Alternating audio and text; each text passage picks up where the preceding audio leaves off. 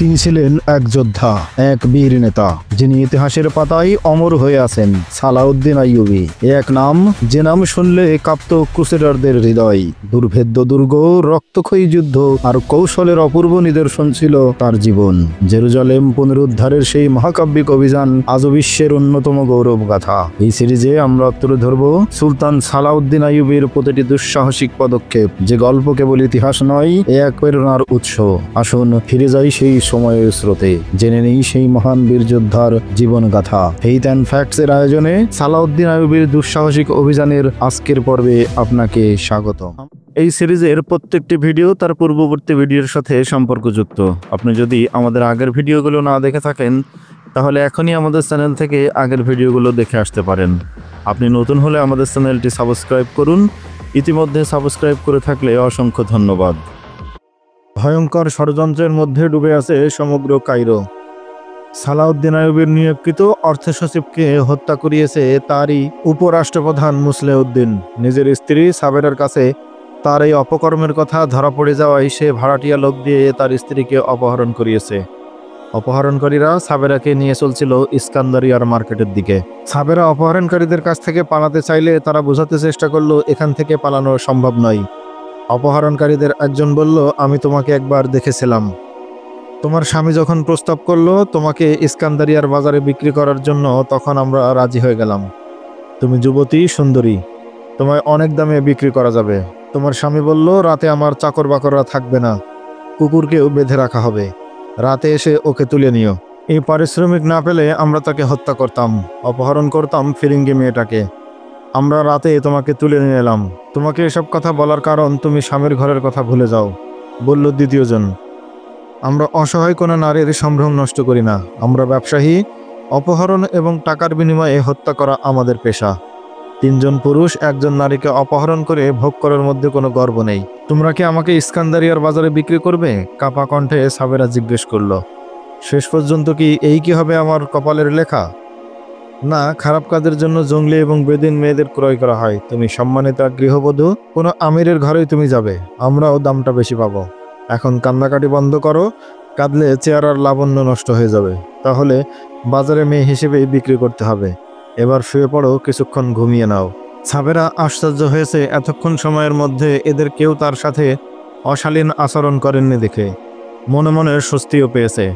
রাতভর বস্তাবন্দি থেকে সমস্ত শরীর ব্যথা করছে। চোখ বন্ধ করতেই ঘুমিয়ে পড়ল ও। ঘুম ভেঙে গেল হঠাৎ। তার মাথায় চাপে আছে ভয় এবং আতঙ্ক।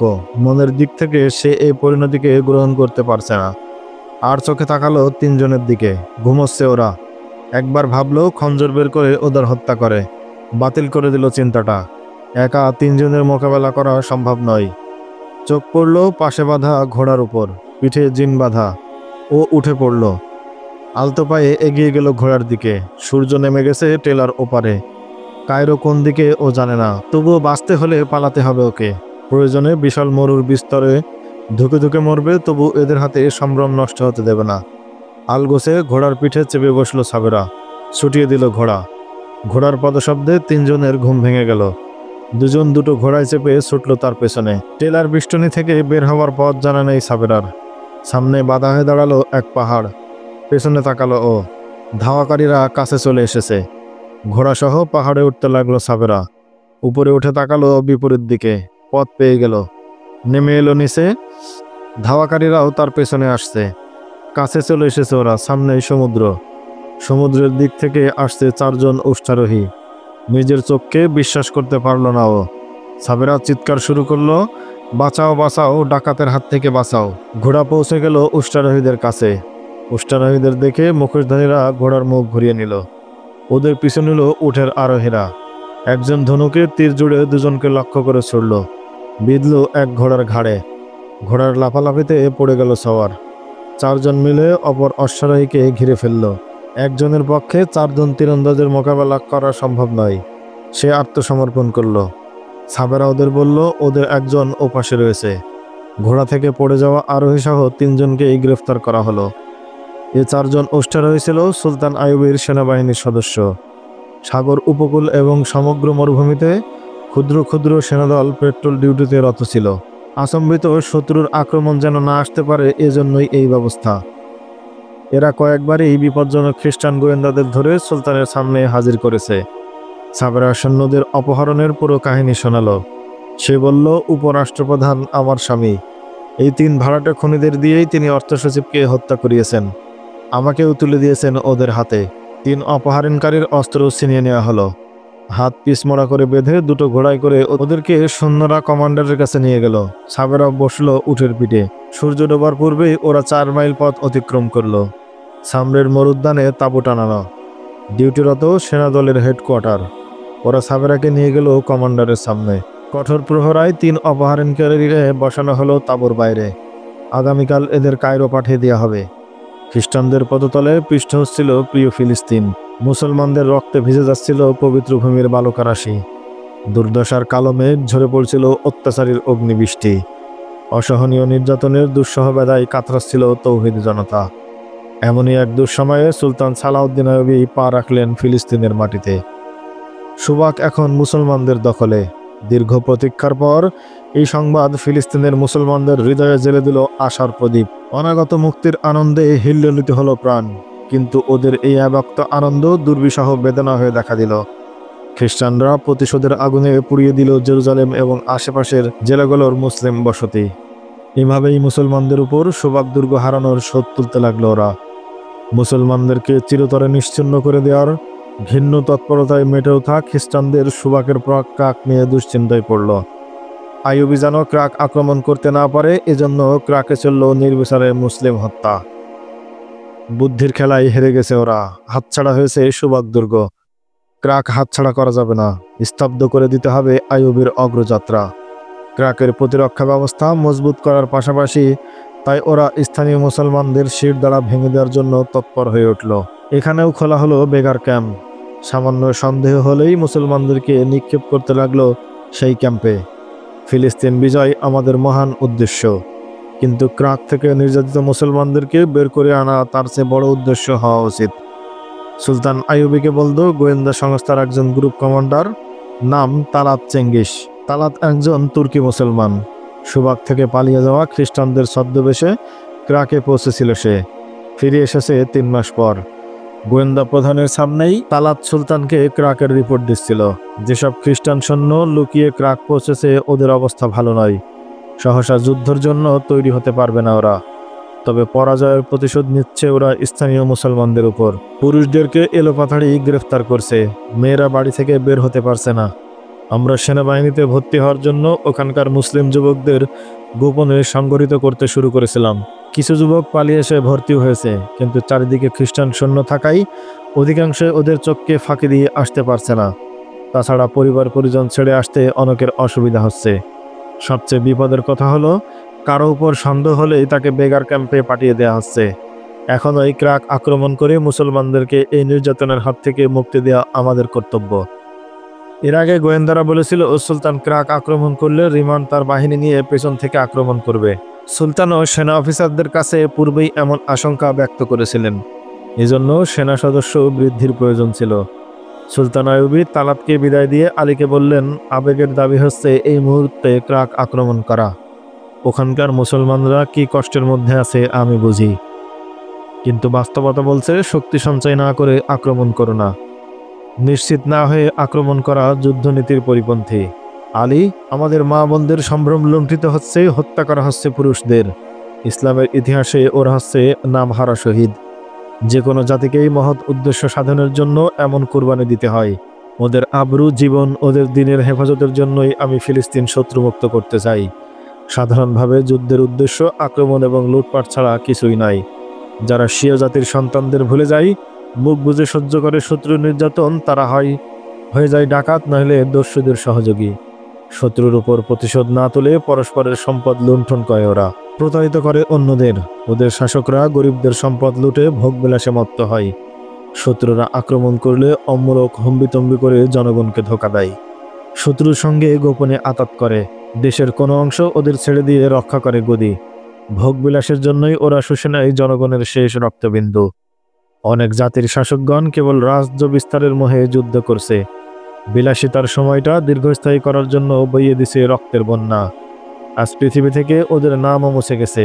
খ্রিস্টানদের মতো আমরাও লড়াইকারী, কিন্তু দুজনের মধ্যে বিরাট পার্থক্য। ওরা অনেক দূর থেকে এসেছে আমাদের ধর্মের অস্তিত্ব মুছে ফেলার জন্য, এসেছে আমাদের নারীদের অধিকার করে ওদের গর্ভ থেকে খ্রিস্টান জন্ম দেওয়ার জন্য। আমরা আত্মরক্ষার জন্য এবং আমাদের মা বোনদের ইজ্জত রক্ষার জন্যই লড়াই করছি। খ্রিস্টানদের এই ঝড়কে প্রতিরোধ করতে না পারলে আমরা বিবেকহীন, আত্মমর্যাদা শূন্য বলে পরিচিত হব। আর যদি আমরা বাড়িতে বসে ওদের আক্রমণের অপেক্ষা করি, তবে নিশ্চয়ই আমরা ভীত এবং কাপুরুষ বলে চিহ্নিত হব। প্রতিরোধের নিয়ম হলো, যখনই দুশ্মন তোমাকে হত্যা করার জন্য তরবারি কসমুক্ত করবে, আঘাত করার পূর্বেই তোমার তলোয়ার তার শিরচ্ছেদ করবে। সে আগামীকাল আক্রমণ করতে আসবে জানলেই আজই তার মোকাবেলায় নেমে যাও, যাতে সে আর আঘাত করার সুযোগ না পায়। নুরুদ্দির জঙ্গির কাছে কি সাহায্য চাওয়া যায় না? আলী বললেন, সাহায্য পেলে সাথে সাথেই আমরা ক্রাক আক্রমণ করতে পারতাম। না, তার কাছে সবসময় এমন সৈন্য থাকা দরকার, আমরা পেছন থেকে আক্রান্ত হলে তিনি যেন ওদেরকে পাল্টা আক্রমণ করতে পারেন। আইয়ুবী বললেন, আমি কারো কাছ থেকে সাহায্য নেওয়ার পক্ষপাতী নই, বরং গেরিলাদের পাঠিয়ে আমরা ওদের ঘুম হারাম করে দিতে পারি। আমার বিশ্বাস, আমাদের গুপ্তচর এবং গেরিলারা মিলে শত্রুর মূল উপড়ে ফেলতে পারবে, কিন্তু ওখানকার নিরপরাধ মুসলমানদেরকে এর শাস্তি ভোগ করতে হবে। কারণ কমান্ডো বাহিনী কাজ শেষে এদিক ওদিক পালিয়ে যাবে, কিন্তু ওখানকার নিষ্পাপ মুসলমান ভাই বোনগুলো পালাতে পারবে না, তারা শত্রুর হাতে নিঃশেষ হয়ে যাবে। বিকল্প হিসেবে ওদেরকে আমরা ওখান থেকে বের করে নিয়ে আসা যায় কিনা চিন্তা করে দেখো। আক্রমণ করার জন্য আরও কিছু সময় প্রয়োজন, এর মধ্যে আমরা অনেক নতুন রিক্রুটও পেয়ে যাব। আমার মনে হয় এখানকার মুসলমানদের ব্যাপারে আমাদের পলিসি পরিবর্তন করা প্রয়োজন, বলল খ্রিস্টানদের গোয়েন্দা প্রধান হরমোন। ক্রাকের এক দুর্গে কজন খ্রিস্টান সম্রাট, উচ্চপদস্থ সেনা অফিসার এবং প্রশাসনের কর্মকর্তারা মিটিং করছিল। পরাজিত সেনাবাহিনীর দিকে তাকাতেই ওদের ক্রোধ বেড়ে যাচ্ছিল। এই পরাজয়কে ওরা বদলে দিতে চাইছিল বিজয় দিয়ে। এদের মধ্যে কেবল হরমোনই ঠান্ডা মাথায় চিন্তা করছিল। ক্রাকের মুসলমানদের উপর চলছিল অবর্ণনীয় নির্যাতন। তিনি বললেন, আপনারা এখানকার মুসলমানদের সাথে যেমন ব্যবহার করছেন, আমরাও সুবাকে তেমনই করেছিলাম। ফলশ্রুতিতে আমাদেরই এক গুপ্তচর মেয়ে বিপজ্জনক এক বন্দীকে পালাতে সাহায্য করেছিল। সে সুবাক দুর্গের সবকিছু দেখে গেছে। তাছাড়া সালাউদ্দিন দুর্গ প্রাচীর যেভাবে ভেঙেছে, এতে ভেতরের মুসলমানদেরও হাত ছিল। আমাদের ব্যবহার ওরা এতটা বিরক্ত ছিল যে জীবন বাজি রেখে ওরা সালাউদ্দিনকে সাহায্য করেছে। এরাই ছিল আইয়ুবীর সেনাবাহিনীর পথ প্রদর্শক। এজন্যই আমরা এখানকার মুসলমানদের সাহস এবং আবেগ নিঃশেষ করার জন্য এরূপ নির্যাতন করছি, বলল এক সেনা কমান্ডার। তার পরিবর্তে এদেরকে আপনাদের বন্ধুতে রূপান্তরিত করুন, ওরা আপনাদের সাহায্য করবে, বলল হরমোন। আমায় অনুমতি দিলে ধর্মান্তরিত না করেই ওদেরকে খ্রিস্টানদের বন্ধুতে রূপান্তরিত করব। তখন ওরা মুসলমানদের বিরুদ্ধেই যুদ্ধ করবে। ভুলে যাচ্ছ হরমোন, মুখ খুললেন সম্রাট রিবান্ড। দু একজন মুসলমানকে নারী দেহ আর টাকার লোভ দেখিয়ে গাদ্দারে পরিণত করা যায়, কিন্তু গোটা সেনাবাহিনীকে গাদ্দার বানানো যায় না। হরমোন, ওদের উপর নির্ভর করো না। ওদের আমরা বন্ধু বানাতে চাই না, আমরা মুসলমানদেরকে নির্বংশ করতে চাই। কোনো অমুসলিম কেন মুসলমানকে ভালোবাসলে এর অর্থ হচ্ছে সেই ইসলামকেই ভালোবাসে, অথচ আমরা ইসলামকেই নিশ্চিহ্ন করতে চাই। ক্রাক, জেরুজালেম, ওফা, আদলিসা, যেখানেই খ্রিস্টানদের শাসন রয়েছে সেখানেই মুসলমানদের উপর এতটা নির্যাতন করো যেন ওরা মরে যায়, না মরলেও খ্রিস্টানদের সামনে মাথা নত করে রাখে। মুসলমানদের সাথে এখানে যা করা হচ্ছে, সালাউদ্দিন আইয়ুবী নিয়মিত তার খবর পাচ্ছেন। হরমোন বলল, আপনারা তাকে ক্রাক তাড়াতাড়ি আক্রমণ করতে বাধ্য করছেন। আপনারা ভুলে যাচ্ছেন আমাদের সেনাবাহিনী এই মুহূর্তে কোনো যুদ্ধ অংশগ্রহণ করার উপযুক্ত নেই। তবে কি এখানকার মুসলমানদেরকে মাথায় তুলে নাচবো? বুঝতে পারছে না বন্দীদেরকে হত্যা না করে কেন আমরা লালন পালন করছি? জবাব দিলেন গিয়াব লুজিয়ান, কারণ মুসলমান বন্দীদের হত্যা করলে আইয়ুবী আমাদের বন্দীদের হত্যা করবে। আমাদের কাছে রয়েছে ওদের 300 লোক, ওদের কাছে রয়েছে আমাদের 1300 বন্দী। একজন মুসলমান সৈন্য হত্যার বিনিময়ে আমরা 4 জন খ্রিস্টান সৈন্য হারাতে পারি না, বললেন শাহ আগাস্টাস। আইয়ুবী আমাদের যেসব সৈন্যদের বন্দী করেছে ওরা ভীরু কাপুরুষ। যুদ্ধ করার পরিবর্তে স্বেচ্ছায় ওরা বন্দিত্ব বরণ করেছে। ওদের বেঁচে থাকার কোনো অধিকার নেই। আমাদের হাতে মরার চাইতে বরং মুসলমানদের হাতে মরাই ভালো। নিশ্চিন্তে মুসলিম বন্দীদের হত্যা করার পক্ষপাতী আমি, বলল একজন সেনা কমান্ডার। স্থানীয় মুসলমানদের উপর অত্যাচার করে বন্দীদের হত্যা করে আমরা কি আইয়ুবীকে পরাজিত করতে পারবো? এখন আমাদের সামনে সমস্যা হলো, আইয়ুবী আক্রমণ করলে কিভাবে বাধা দেব, কিভাবে সুবাক দুর্গ পুনরুদ্ধার করব। আপনার কথা মতো ক্রাকের সব মুসলমানদের মেরে ফেললাম, তারপর কি হবে? শত্রু কি নিশ্চিহ্ন হবে? তার চেয়ে আইয়ুবের মতো আমরাও আমাদের সৈন্য সংখ্যা বৃদ্ধি করছে না কেন? বলল একজন। মিশরে আমাদের গোয়েন্দারা কি কাজ করছে অনুগ্রহ করে হরমোনকে বলবেন? বলল আরেকজন সেনা কমান্ডার। হ্যাঁ, আমাদের গোয়েন্দারা আশানুরূপ কাজ করছে।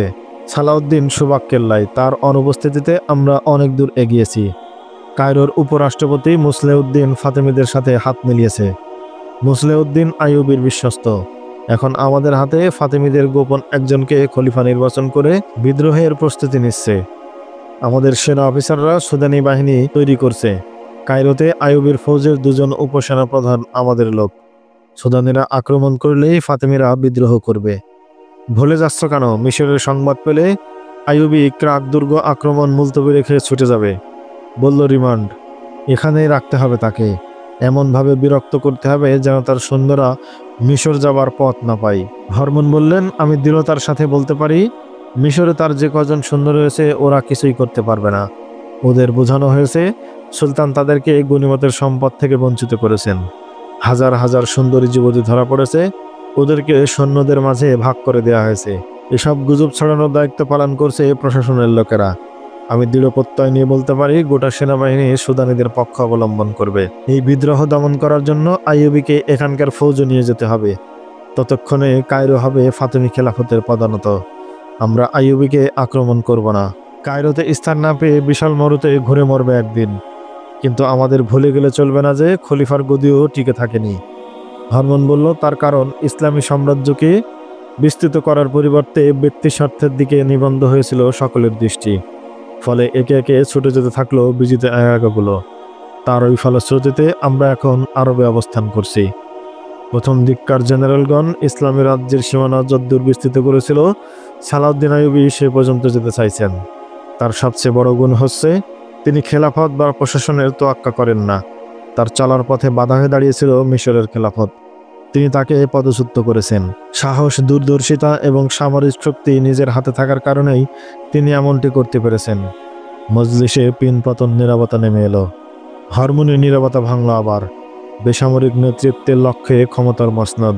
এই উদ্দেশ্য সাধনের জন্য তারা অর্থ, নারী এবং মদে অভ্যস্ত হয়ে পড়েছে। সুলতান তাদের এই দুর্বলতা বুঝতে পেরেছেন। আমরা কেবল উচ্চাভিলাষী সেনা কর্মকর্তাদেরই হাত করেছি। প্রশাসনের উচ্চপদস্থ কর্মকর্তারা আমাদের দ্বিতীয় টার্গেট। সেনাবাহিনীকে দুর্বল করতে হলে তাদেরকে জনগণের কাছে হেয় করতে হবে। আমি এ কাজটি করছি। এ ব্যাপারে আপনারা হয়তো আমার সাথে একমত হবেন না, তবু আমি বলবো মুসলমানদের হাতেই নিঃশেষ হয়ে যাবে সে। মুসলমানদের মানসিকতা আপনারা এখনো বোঝেননি। এজন্যই আমার কিছু কিছু পদক্ষেপ ও পরামর্শকে আপনারা ভালো চোখে দেখেন না। প্রশিক্ষণের সময় যদি মাথায় ঢুকিয়ে দেওয়া যায় তোমরা দেশ ও জাতির অতন্দ্র প্রহরী সিংহাসন উপহার দিলেও ওরা শূন্য হয়ে থাকতে পছন্দ করবে। কিন্তু যদি ওদের ভেতর আত্মপূজা, নারী লিপ্সা এবং মদে অভ্যস্ত করে দেওয়া যায়, তবে আপন ধর্ম ছেড়ে দিতেও ওরা কুণ্ঠিত হবে না। আমাদের পক্ষাবলম্বনকারী প্রশাসনের লোকেরা দ্বিতীয় দায়িত্বটি পালন করছে। তবে প্রশাসনের লোকদের মতো সেনা ফৌজকে অত সহজে গাদ্দার বানানো যায় না। প্রশাসনের প্রতি লোকই রাজা হওয়ার স্বপ্ন দেখে, কিন্তু সৈন্যরা সবাই তেমনটি দেখে না। হরমোনের কথার মাঝখানে বলল আগাস্টাস, আপনি ঠিকই বলেছেন, তবে এটাও ঠিক তাদের নবীর পরে খেলাফতের জন্য মুসলমানরাই পরস্পর যুদ্ধ করেছিল। কিন্তু জেনারেলগণ ইমানদারের সাথে দায়িত্ব পালন করে এমনকি অন্য দেশ দখল করে খেলাফতের অন্তর্ভুক্ত করেছে। হ্যাঁ, মজাটা এখানেই।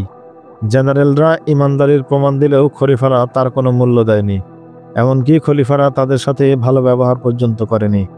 ফলে সেনাবাহিনী এবং প্রশাসনের মধ্যে বিস্তর ফারাক সৃষ্টি হয়েছে। সালাউদ্দিন আইয়ুবীকে যুদ্ধের ময়দানে হারানো সম্ভব নয়, কারণ তার প্রতিটি সৈন্য তার মতোই জানবাজ। যুদ্ধের উদ্দেশ্য সম্পর্কে তারা এতটাই অবগত যে মৃত্যু তাদের কোনো ভীতির সৃষ্টি করতে পারে না। আরেকটি ব্যাপার হচ্ছে তিনি শুধু যুদ্ধ পরিচালনা করেন না, নিজেও লড়াই করেন। তবে কোনো খলিফা বা বেসামরিক নেতৃত্ব থেকে নির্দেশ নিতে হয় না। ব্যক্তিগতভাবে তিনি একজন পাকা মুসলমান। আমি সরাসরি খোদা এবং কোরআনের হুকুম পালন করি। আমাদের বাগদাদের গোয়েন্দারা বলছে নুরুদ্দিন জগ্গি যেসব পরামর্শ পাঠিয়েছেন আইয়ুবী তা বাস্তবায়ন শুরু করেছে। প্রথমত একজন বড় মুফতি ফতোয়া দিয়েছে খেলাফতের কেন্দ্র থাকবে বাগদাদ। বিভিন্ন দেশের ব্যাপারে কোনো সিদ্ধান্ত নিতে হলে খলিফা সেনাপ্রধানের সাথে পরামর্শ করবেন। দ্বিতীয়ত সামরিক সিদ্ধান্তের ব্যাপারে খলিফা কোনো হস্তক্ষেপ করবেন না। তৃতীয়ত খুতবায় খলিফার নাম উচ্চারণ করা হবে না। আইয়ুবী আরও নির্দেশ দিয়েছে যে খলিফা বা তার মনোনীত কোনো ব্যক্তি বা কোনো কেল্লাদার বাইরে বের হলে জনগণ ফুলের তোড়া নিয়ে তার সম্মানে দাঁড়িয়ে থাকবে না। খলিফার সম্মানে কোনো স্লোগান দেওয়া যাবে না। আইয়ুবীর বড় সাফল্য হলো তিনি শিয়া সুন্নিদের মতভেদ দূর করে দিয়েছেন। এখন শিয়াদের অনেকেই সেনাবাহিনীর উচ্চ পদে আসেন। শিয়া আলমদের তিনি বুঝিয়েছেন ইসলামে নেই এমন কোনো কাজ যেন তারা না করে। এতে আমাদের কিছুটা ক্ষতি হয়েছে। মুসলমানদের মধ্যে বিভিন্ন দল উপদল থাকলে আমাদের সুবিধা। এখন আমরা প্রশাসনের মধ্যে সালাউদ্দিন এবং সেনাবাহিনীর বিরোধী মনোভাব তৈরি করেছি। এই মনোভাব স্থায়ী করতে হবে, মুখ খুললেন ফিলিপ আগাস্টাস। শুধু সালাউদ্দিনই আমাদের শত্রু নয়, আমাদের যুদ্ধ ইসলামের বিরুদ্ধে। আমাদের চেষ্টা হবে আইয়ুবের মৃত্যু হলে এ জাতি যেন অন্য কোনো আইয়ুবের জন্ম দিতে না পারে। ওদের আকিদা বিশ্বাসে কুসংস্কার ঢুকিয়ে দাও। প্রতিটি লোকের চিন্তায় থাকবে রাজা হওয়ার স্বপ্ন। ওদেরকে বিলাসিতার গহীনে ডুবিয়ে দাও, দেখবে একজন অন্যজনের মাথা কাটছে। আমি দৃঢ়তার সাথে বলতে পারি একদিন এরা ক্রুশের গোলামে পরিণত হবে। ওদের সভ্যতা সংস্কৃতি, ওদের ধর্ম খ্রিস্টবাদের রঙে নগীন হবে। ক্ষমতার লোভে একজন আরেকজনকে হত্যা করবে, সাহায্য চাইবে আমাদের কাছে। তখন হয়তো আমরা কেউ বেঁচে থাকবো না। আমাদের আত্মা ওদের এই পরিণতি দেখে খুশি হবে। ইসলামকে নিশ্চিহ্ন করার জন্য ইহুদিরা নিজেদের যুবতী মেয়েদেরকে আমাদের হাতে তুলে দিচ্ছে। ওদেরকে মুসলমানদের বিরুদ্ধে ব্যবহার করো। ইহুদিরা জেরুজালেম এবং ফিলিস্তিনকে নিজের মনে করে, এজন্য ওরা আমাদের দুশমন। কিন্তু সে কথা বলার সময় এটা নয়। ওদের বলো জেরুজালেম তোমাদের, শেষ পর্যন্ত ফিলিস্তিন তোমাদেরকেই দেব। তোমরা এখন আমাদের সহযোগিতা করো। তবে ইহুদিরা অত্যন্ত সতর্ক। আমাদের মানসিকতা বুঝতে পারলেই মুসলমানদের সাথে যোগ দেবে। সতর্কতার সাথে ফিলিস্তিনিদের লোভ দেখিয়ে ওরা সম্পদ এবং যুবতীদের ব্যবহার করো। বিজয় আমাদেরই হবে।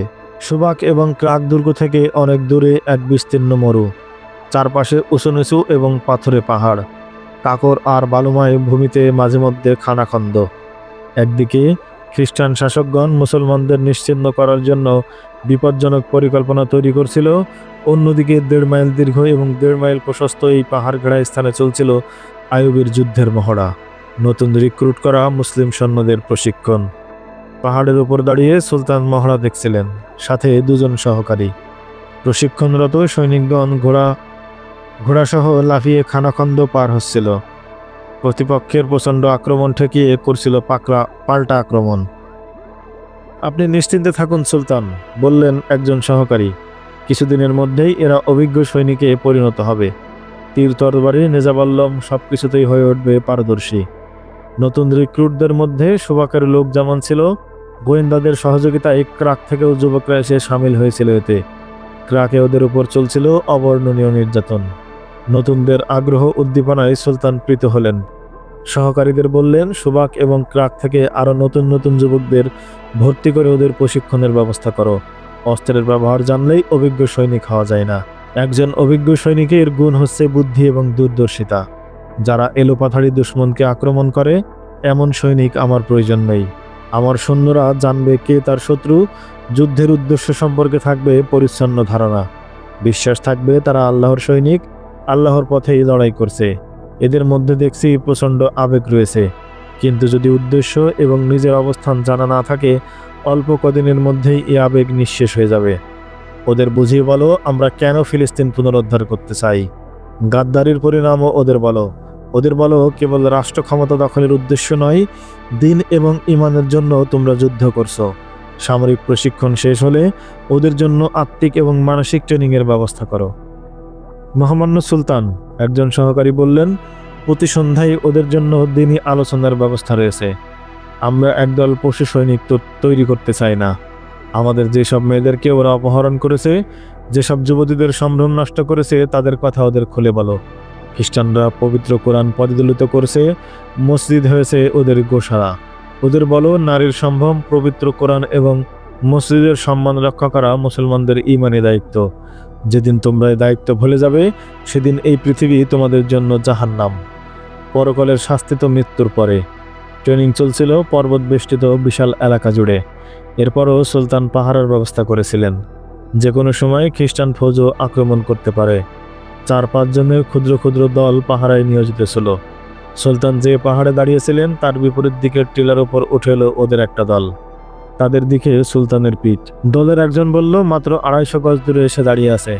তাকে মারার জন্য একটা তীরই যথেষ্ট, কি বলো? হ্যাঁ, বলল দ্বিতীয়জন, কিন্তু এরপর পালিয়ে যাব কোথায়? তা ঠিক, ওরা আমাদের মেরে ফেললে তো কোনো কথা ছিল না, কিন্তু তা করবে না। এমন শাস্তি দেবে আমরা আমাদের সঙ্গীদের নাম বলতে বাধ্য হব। এ কাজ তার দেহরক্ষীরাই করবে। তৃতীয়জন বলল, সালাউদ্দিনকে হত্যা করা এত সহজ হলে এতদিন সে বেঁচে থাকার কথা নয়। এই কাজ এখনই হওয়া উচিত। ফাতেমেরা বলছে, আমরা শুধু ওদের কাছ থেকে অর্থ নিচ্ছি, কাজের কাজ কিছুই করছি না। ভেবো না, খুব শীঘ্রই মৃত্যু হবে সালাউদ্দিনের। শুনেছি ঘাতক দলের সদস্যরা খুব সাহসী। সুলতানের দেহরক্ষীদের মধ্যে ওদের 3 জন সদস্য রয়েছে। সম্ভবত ওরা ভয় পাচ্ছে, নয়তো একটা লোককে মারতে এতদিন লাগবে কেন? কথা বলতে বলতে ওরা সামনের দিকে এগিয়ে গেল। এরা ছিল খ্রিস্টানদের নিয়োজিত ভাড়াটে খনি। সুলতান সালাউদ্দিনকে হত্যা করার আবারও নতুন ষড়যন্ত্র শুরু হলো। ভাড়াটে খনিরা কি পারবে সুলতান সালাউদ্দিন আইয়ুবীকে মারতে, নাকি তাকে হত্যা করতে পারবে তার দেহরক্ষীর 3 জন ভাড়াটিয়া খনি? জানতে হলে অপেক্ষা করুন আমাদের পরবর্তী ভিডিওর জন্য। সে পর্যন্ত সকলে ভালো থাকবেন। দেখা হবে নতুন কোনো ভিডিওতে। আল্লাহ হাফেজ। আসসালামু আলাইকুম ওয়া রাহমাতুল্লাহ।